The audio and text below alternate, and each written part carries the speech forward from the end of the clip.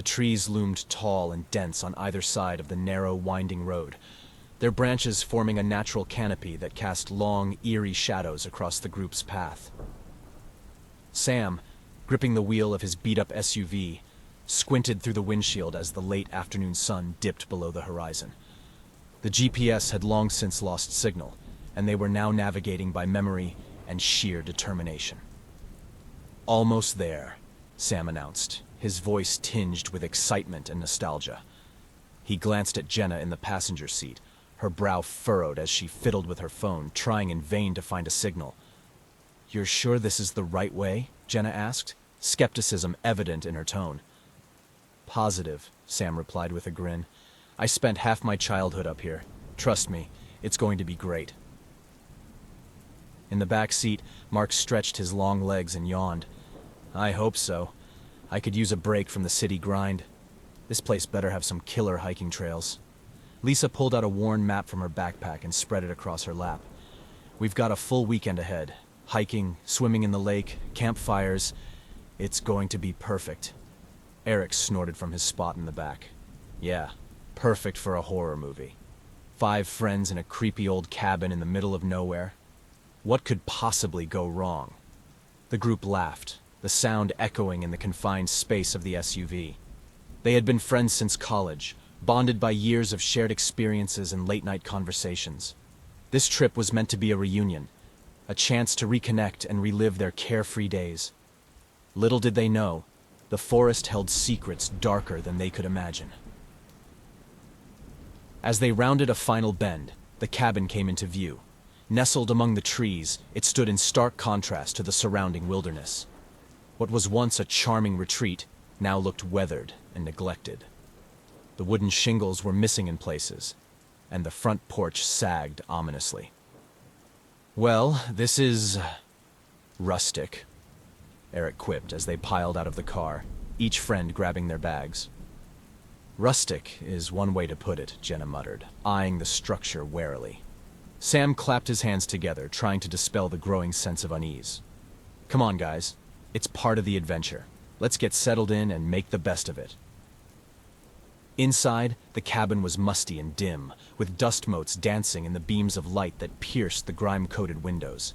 The furniture was covered in sheets, and cobwebs adorned the corners like forgotten decorations. Despite its state, the cabin held a certain charm, a reminder of simpler times. After a quick survey, Lisa took charge. "Let's split up and get this place in order. Sam, you and Mark can check the generator. Jenna, you and I will tackle the kitchen. Eric, see if you can get a fire going in the fireplace." With tasks assigned, the group dispersed, each friend falling into a familiar rhythm. They worked together seamlessly, their camaraderie easing the burden of the cabin's disrepair. Soon, the generator hummed to life, casting a warm glow throughout the main room. The fire crackled in the hearth, its warmth pushing back the chill that had settled over the cabin. As night fell, the friends gathered around the fireplace, drinks in hand. The flames flickered, casting dancing shadows on their faces as they reminisced about their college days. Laughter echoed through the cabin, a stark contrast to the silence outside. "Remember that time we snuck into the professor's office to change our grades?" Eric asked, grinning mischievously. "How could we forget?" Mark replied, shaking his head. "You nearly got us expelled." "All part of the charm," Eric said, raising his glass. "To old friends and new memories." The toast was met with enthusiastic cheers, but as they clinked glasses, a faint, unfamiliar noise interrupted their revelry. It was a soft rustling, like leaves being disturbed by a gentle breeze. The group fell silent, straining to hear. "Probably just the wind," Jenna said dismissively, but there was a hint of uncertainty in her voice. Sam frowned, his instincts on high alert. "Maybe. But let's keep an eye out, just in case." The noise subsided, and the friends returned to their conversation, though a subtle tension now hung in the air. Outside, the forest remained dark and silent, the trees standing as silent sentinels. The night had only just begun, and the true nature of the lurking danger was yet to reveal itself. The night had fully descended upon the forest, casting an inky blackness that seemed to swallow the world outside the cabin. Inside, the friends had settled into a comfortable rhythm, their earlier unease forgotten amidst the laughter and camaraderie. The fire blazed brightly in the hearth, its warmth a welcome comfort against the chill that seeped in through the cabin's drafty walls. Sam stood up, stretching his legs. "I'm going to grab another round of firewood," he announced, heading towards the door. "We don't want this fire going out any time soon." Mark nodded, draining the last of his beer. "I'll come with you. Could use some fresh air." "Be careful out there," Lisa said, her voice tinged with concern. "Don't stray too far." "We'll be fine," Sam reassured her with a grin. "Won't be long." The two men stepped out into the night, the door creaking shut behind them. The forest was unnervingly quiet, the only sound the crunch of leaves beneath their boots. The moon, partially obscured by clouds, cast a faint silver glow over the landscape. "Feels good to be out here," Mark said, inhaling deeply. "City life can get so suffocating." Sam nodded, though his eyes were scanning the tree line. There was something unsettling about the stillness, a silence that felt unnatural. He shrugged it off, not wanting to ruin the mood. "Yeah, it's a nice change of pace." They found the woodpile a few yards from the cabin, the logs stacked haphazardly. As they loaded their arms, Mark paused, his brow furrowing. "Did you hear that?" Sam stopped, listening intently. At first, there was nothing, just the wind rustling through the trees. Then, a faint, almost imperceptible sound reached their ears. A low, guttural growl echoing through the darkness. "Maybe it's a coyote," Sam suggested, though his tone lacked conviction. "Yeah, maybe," Mark agreed, but his eyes darted nervously around the clearing. "Let's get back inside." They hurried back to the cabin, their earlier bravado replaced by a sense of urgency. As they approached, Sam glanced over his shoulder, half expecting to see something lurking in the shadows. But the forest remained shrouded in darkness, revealing nothing. Inside, the atmosphere was noticeably tenser. Jenna was pacing by the window, peering out into the night. Lisa sat on the edge of her seat, her eyes wide with worry. Eric was trying to lighten the mood, cracking jokes that fell flat in the uneasy silence. "Everything okay?" Sam asked as they entered, dropping the firewood near the hearth. "Just heard some weird noises," Jenna replied, her voice tight. "Probably just animals, but it's creeping me out." "Let's just stay inside and keep the fire going," Lisa suggested, trying to sound reassuring. "We'll be safe here." As the night wore on, the fire began to dwindle. Mark stood up again, stretching.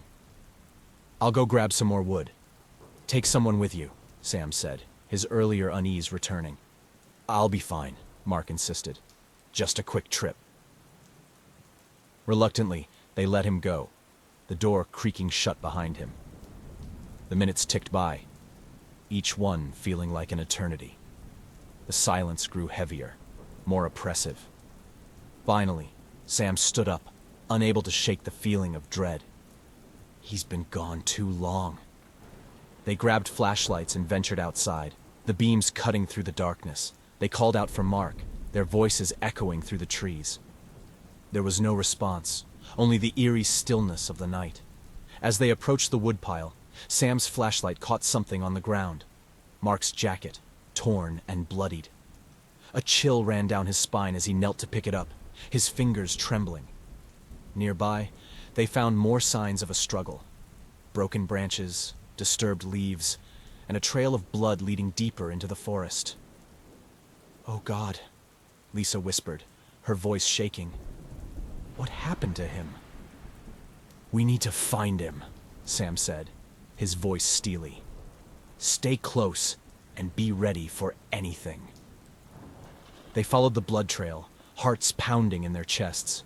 The forest seemed to close in around them, the darkness pressing from all sides. Every rustle, every shadow took on a sinister quality, their fear mounting with each step. After what felt like hours, they came to a small clearing.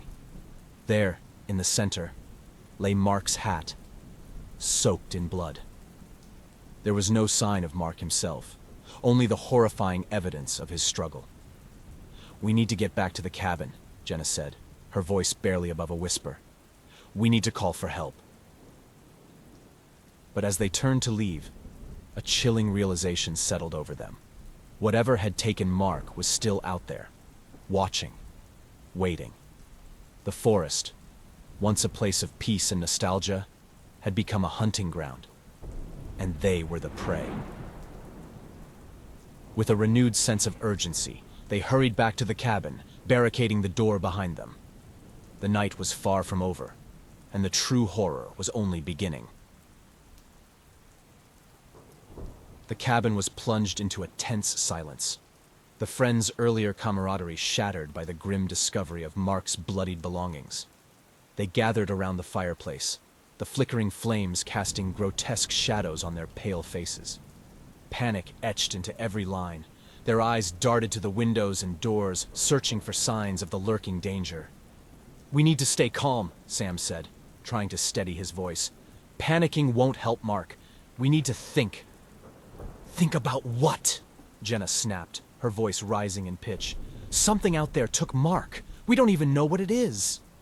"We have to assume it's dangerous," Lisa interjected, her planner's mind working furiously to find a solution. "We should barricade ourselves inside until daylight. Maybe then we can figure out what to do." Eric had lost his usual humor. His face was ashen, his eyes wide with fear. "What if it comes back? We're sitting ducks in here." "We're safer together," Sam insisted. "Splitting up is too risky. We need to fortify the cabin and stay put." They sprang into action, dragging furniture against doors and windows, creating makeshift barricades. Every creak and groan of the old cabin made their hearts race, but they worked quickly, their movements fueled by adrenaline and fear. The minutes stretched into an agonizing eternity as they fortified their sanctuary. As they finished, a sudden deafening crash echoed from outside. The group froze, eyes wide with terror. Something heavy was moving through the underbrush, coming closer. Sam motioned for silence, his finger to his lips, as they huddled together in the center of the room. The creature struck with terrifying force, smashing through a window in a shower of glass and wood. Jenna screamed, the sound piercing the tense silence. Sam grabbed a fire poker, brandishing it like a weapon, while Lisa clutched a kitchen knife, her hands trembling. The creature was a blur of motion, a mass of fur and muscle that moved with unsettling speed and agility. It snarled, a guttural sound that reverberated through the cabin, making their blood run cold. The friends fought back with desperate ferocity, but it was clear they were outmatched. "Get to the door!" Sam yelled, swinging the fire poker wildly. "We have to get out of here!" They scrambled towards the door, their barricades forgotten in the chaos. Eric stumbled, the creature's claws raking across his back. He cried out in pain, his scream cut short as the creature dragged him back into the shadows. His final, desperate screams echoed through the cabin, chilling the remaining friends to the bone. "We can't stay here," Jenna sobbed, her eyes wide with horror. "It's picking us off one by one." "Into the forest," Sam ordered, grabbing Lisa's hand and pulling her towards the door. "We need to put distance between us and that thing." They burst out of the cabin, the cold night air hitting them like a slap. The forest was an impenetrable wall of darkness, but they had no choice but to plunge into it. They ran blindly, branches tearing at their clothes and faces, their breath coming in ragged gasps. Behind them, the cabin was a beacon of light and sound, the creature's snarls mingling with the crackle of the dying fire. Eric's screams had stopped, but their silence was even more horrifying, a grim reminder of the fate that awaited them if they were caught. Sam led the way, his mind racing. They needed a plan, a way to survive until morning. The forest was dense, the terrain unfamiliar, but he remembered an old ranger station from his childhood trips, a place that might offer some semblance of safety. "This way," he called, hoping the others could hear him over the pounding of their own hearts. "Follow me." They crashed through the underbrush, the creature's presence a constant weight on their minds. Every snap of a twig, every rustle of leaves made them flinch, their nerves stretched to the breaking point. They didn't dare look back, knowing that whatever pursued them was closer than they wanted to admit. After what felt like hours, they stumbled into a small clearing. The ranger station loomed ahead, a dark silhouette against the night sky. It was old and weathered, but it represented their best chance at survival. Sam pushed the door open, ushering Jenna and Lisa inside before slamming it shut behind them. "Help me barricade it," he panted, his breath coming in short, painful bursts. They moved quickly, stacking whatever they could find against the door. The station was in better shape than the cabin, but not by much. The windows were small and reinforced, offering some hope of defense. "Do you think it will hold?" Lisa asked, her voice shaking. "It has to," Sam replied, his eyes scanning the room for anything they could use as a weapon. "We just need to make it through the night." The old ranger station provided a temporary sanctuary, but its dilapidated state offered little comfort. The windows, though reinforced, were cracked and clouded with grime. The wooden walls creaked ominously with every gust of wind, and the roof looked like it might cave in at any moment. The three friends huddled in the center of the room, their faces pale and drawn with exhaustion and fear. Sam took a deep breath, trying to steady his nerves. "We need to come up with a plan. We can't stay here forever." "How are we supposed to do that?" Jenna asked, her voice trembling. "That thing out there is hunting us. It already got Mark and Eric. We don't stand a chance." "We can't think like that," Sam said firmly. "We have to believe we can survive this." Lisa, ever the planner, was already scanning the room for anything that might be useful. Her eyes settled on a dusty bookshelf in the corner.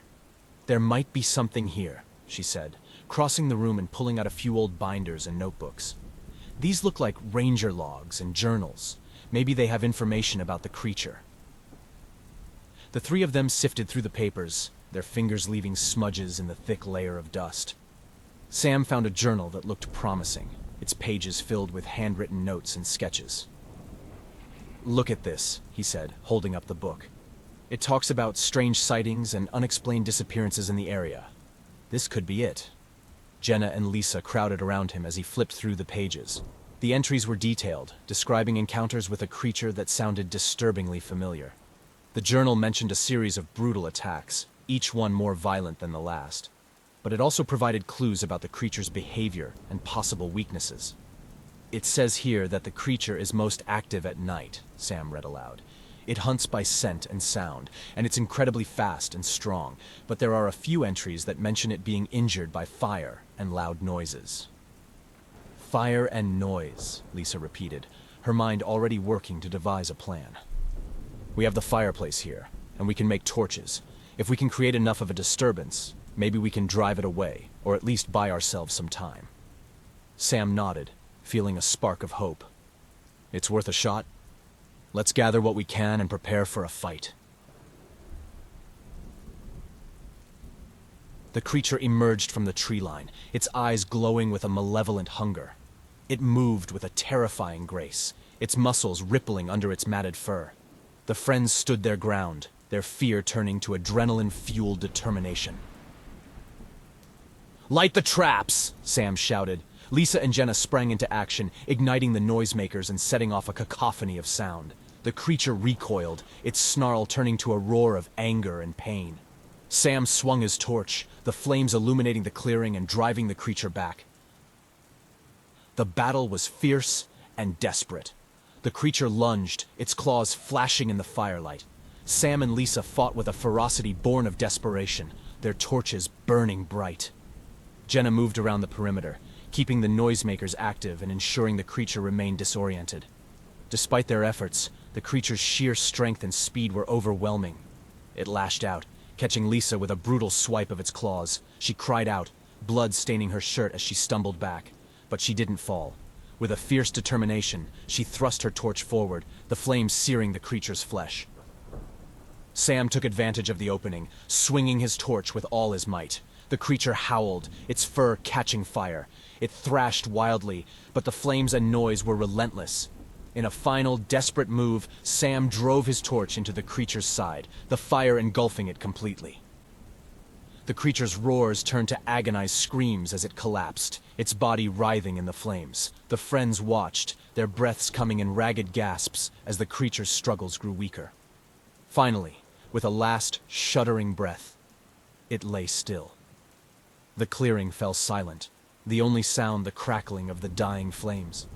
Sam, Lisa, and Jenna stood in stunned disbelief, their bodies trembling with exhaustion and relief. They had done it. The creature was dead. But the victory came at a cost. Lisa's injuries were severe, and she leaned heavily on Sam for support. "We need to get back to civilization," she said weakly. "We need help." Sam nodded, his eyes filled with determination. "We'll make it. We have to." They made their way back through the forest, the first light of dawn beginning to break through the trees. The journey was slow and painful, but they kept moving, driven by the need to survive. When they finally emerged from the forest, they were met with the sight of a search party, alerted by their absence and the strange noises in the night. The friends collapsed, their ordeal finally over. They were scarred and battered, but alive. As they were taken to safety, they made a silent vow to never speak of the horrors they had faced. The forest held its secrets, and they would carry the scars for the rest of their lives. In the weeks that followed, the friends tried to return to their normal lives, but the trauma of their experience lingered. They each dealt with it in their own way, finding solace in the mundane routines of daily life. But the memory of the creature and the friends they had lost haunted them. One evening, as the sun set over the horizon, Sam stood at the edge of the forest, his eyes scanning the tree line. A shiver ran down his spine as he remembered the creature's glowing eyes and the sound of its growl. He turned away, vowing never to return. But as he walked back to his car, he couldn't shake the feeling that something was watching him. The forest was silent, but the sense of unease remained. As he drove away, the last light of day fading, a pair of glowing eyes watched from the shadows, a silent reminder that the nightmare was far from over.